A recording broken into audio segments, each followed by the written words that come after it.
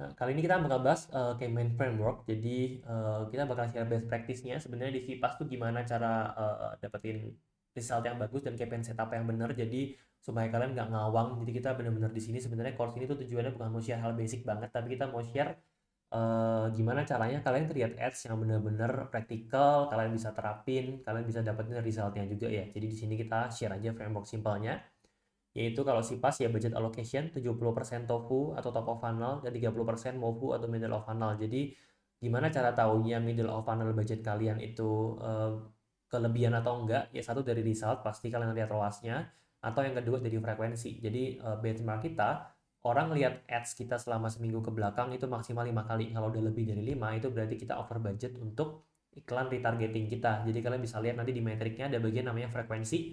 Itu kalau untuk iklan middle of funnel itu kepake banget. Jadi pastikan selama 7 hari ke belakang yang lihat ads kalian itu nggak lebih dari 5 kali, karena akan saturation, bahkan kalian akan dianggap jadi nyebelin kalau misalkan kasih ads terus-terusan ya.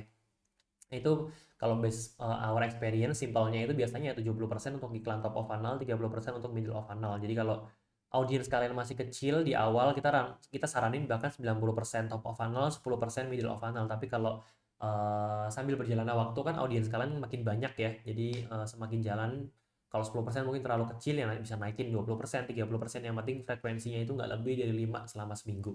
Nah, untuk campaign setupnya sebenarnya ada dua, yaitu yang untuk top of funnel dan juga untuk middle of funnel.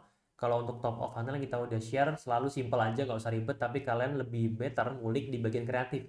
Kreatifnya gimana, yang works, booknya kayak gimana, dan lain-lain. Itu yang paling penting. Nanti di chapter 5 kita akan share creative framework, gimana caranya kalian building creative planning supaya bisa dapetin kreatif yang winning. Nah, nanti setupnya udah simple aja, broad. Kalau kalian jualan produk cowok ya udah pilih cowok only, tapi umurnya starting dari 21 misalkan. Jangan di bawah 21 karena orang yang di bawah 21 mostly itu nggak akan convert karena belum punya buying power biasanya. Nah, itu nanti kalian masukin 3 kreatif, kalian udah testing kreatif. Nah, pastikan produknya jangan produk yang non best selling ya. Jadi ads itu tempatnya bukan tempat untuk coba-coba produk, tapi kalau budget kalian masih terbatas ya selalu running dari best selling produk aja. Kalau budgetnya udah gede baru kalian bisa testing tuh produk yang mungkin nggak best selling, produk yang mau kalian coba up, pilih-pilih angle, coba-coba angle, itu bisa. Tapi kalau baru mulai dan budgetnya nggak terlalu besar, kita saranin running aja pakai best selling products gitu. Terus ada campaign middle of funnel. Jadi kalau kalian udah running top of funnel kan trafficnya akan masuk. Kalian running marketplace ads itu trafficnya akan masuk. Anyway, kalau kalian spending di marketplace ads kayak iklanku, masuk ke traffic tuh. Nah itu datanya bisa di retargeting di Facebook ads. Jadi data yang kita retargeting, jumlah ad tukar, jumlah orang lihat konten itu nggak cuma dari Facebook ads, tapi orangnya dari organik pun bisa kita retargeting. Itu plusnya points di Sipas ya. Jadi basic kita kan bisa create satu campaign untuk middle of funnel. Jadi audiensnya ada dua, ada yang tukar 7 hari ke belakang, atau kalian bisa targeting juga orang-orang yang cross sell atau pernah beli produk kita selama 90 hari ke belakang.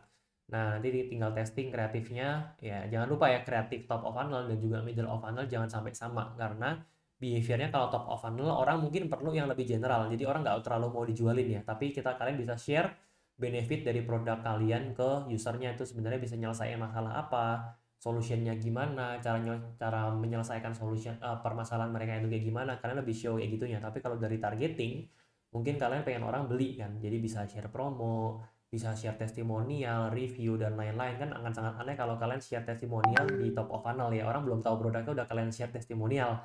Ya kan, orang nggak tahu juga ini produk buat apa, testimonial gitu kan. Tapi kalau udah di top of funnel kalian share kreatif yang bikin orang relate, oh ini produk buat gue banget nih, tapi kayaknya belum punya duit nih, atau nunggu nantilah, mikir-mikir dulu. Nah, di masa orang itu mikir-mikir, kalian bisa retargeting karena orang udah buka produknya kan biasanya ke Shopee. Nah, itu kalian bisa retargeting dengan iklan retargeting. Kalian share promo, misalkan diskon up to 50%. Nah, kan orang tertarik untuk beli kan. Akhirnya dia akan beli lewat iklan retargeting. Jadi tujuan funneling itu adalah untuk kayak gitu, karena nggak semua orang akan impulsif buying ketika lihat iklan satu kali langsung beli. Itu kan nggak terlalu banyak ya, walaupun ada. Cuman kalian perlu funneling untuk retargeting orang-orang yang belum tertarik atau masih mikir-mikir untuk beli supaya mereka beli. Jadi kreatifnya jangan sampai sama. Oke. Nah, untuk best practice checklist ini kita recap aja sebenarnya. Yang pertama adalah running prospecting campaign using broad audience with hero products. Jadi yang udah kita mention tadi, jangan running pakai produk coba-coba, tapi selalu running dengan best selling produk dan stoknya yang banyak. Jadi kalau best selling tapi stoknya terbatas, di stoknya lama, ngapain kalian adsin, rugi kan. Kalau kalian udah adsin, ternyata produknya naik bagus, terus habis itu sold out nggak bisa dibeli, ya buat apa kalian datangin traffic, juga waste of money juga kan. Tapi make sure produknya itu hero products dan juga stoknya banyak, ataupun kalau sedikit sedikit stoknya cepat gitu. Yang kedua, jalankan iklan retargeting menggunakan audience view or to cart 7 days dan carousel 90 days. Kalau kalian bener-bener baru mulai dari nol, kita nggak saranin running ini dulu. Jadi running ini tuh udah kalau 1 bulan setelah kalian running toko kalian, udah ada penjualan dan lain-lain, nah itu baru running iklan retargeting. Kalau belum, ya better kalian spending di iklanku atau marketplace ads dulu aja. Terus measure performa retargeting dengan 2 metrik, yaitu ROAS. Kalian harus tahu ROAS itu biasanya di atas 10 itu udah bagus. Jadi kalau kalian set benchmark 7, itu 7 adalah overall antara top of funnel dan middle of funnel. Tapi kalau middle of funnel harus lebih tinggi. Karena akan sangat aneh kalau middle of funnel kalian ROAS-nya itu pas-pasan sama target kalian. Karena middle of funnel kan supposed to be audiensnya udah kenal sama brand kalian, udah tertarik sama brand kalian tapi belum beli. Jadi harusnya lebih mudah untuk convert orang di middle of funnel. Jadi target ROAS kalian di middle of funnel itu harus lebih gede dari standar kalian. Tapi kalau top of funnel harus lebih rendah dari standar kalian, karena orang yang baru kenal produk kalian belum tentu langsung beli kan. Tapi kalau kalian lihat secara overall itu harusnya sesuai sama standar yang udah kalian set gitu.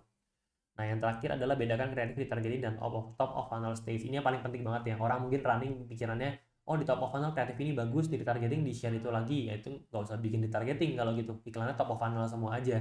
Nah, ya, iklan retargeting itu harusnya adalah gimana cara kalian meyakinkan orang yang belum mau beli atau masih mikir-mikir untuk beli saat itu juga. Itu tujuannya untuk iklan retargeting.